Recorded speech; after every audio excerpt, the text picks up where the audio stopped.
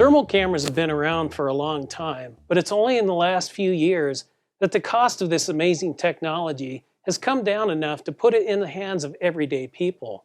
It's like adding a completely new sense to the ones we were born with. This is Steve DeMasi, and welcome to Uncharted DIY. You might recognize infrared thermal vision from the movie Predator, but it has many more uses than chasing Arnold Schwarzenegger through the jungle. You'll often hear infrared thermal cameras referred to as FLIR cameras for forward-looking infrared. The type I'm talking about today are the smartphone-based cameras rather than the expensive, dedicated units. Not to be confused with night vision, which amplifies available visible ambient light to make it possible to see in almost complete darkness. Infrared cameras sense the heat being emitted by all people, objects, and materials. They work in daylight and total darkness, and can see through smoke, haze, fog, and even certain types of objects to measure and display differences in temperature.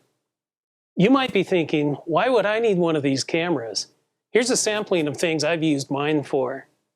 Checking my walls for insulation gaps, seeing where the heating ducts run in the house and finding any leaks or hot spots, checking for windows leaking heated or cooled air, identifying gasket issues in freezers and fridges, determining which cylinder was misfiring on a motorcycle, the source of an antifreeze leak in a car radiator, figuring out which battery is the one I was just using versus the fully charged one, looking for cool spots in drywall indicating possible water damage leading to mold, determining if a disc brake is dragging, causing the wheel to heat up, and making sure your child's bathwater is mixed evenly.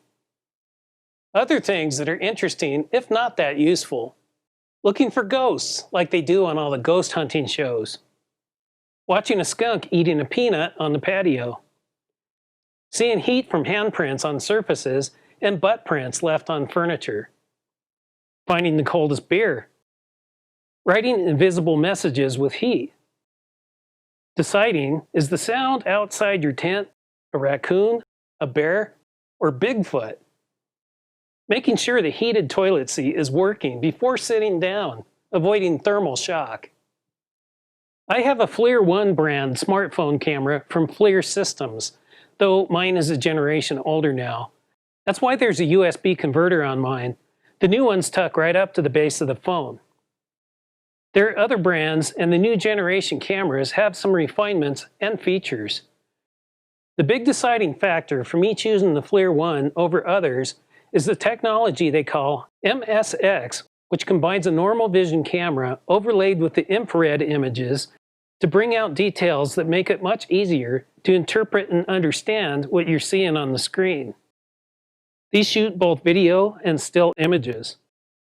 I chose the basic model, but they also come in more advanced versions that have more resolution and added features. For my use, the base model does everything I've asked it to do. Check to see if the upgrades would be helpful to you if you buy one. I am amazed at how often I use this little device.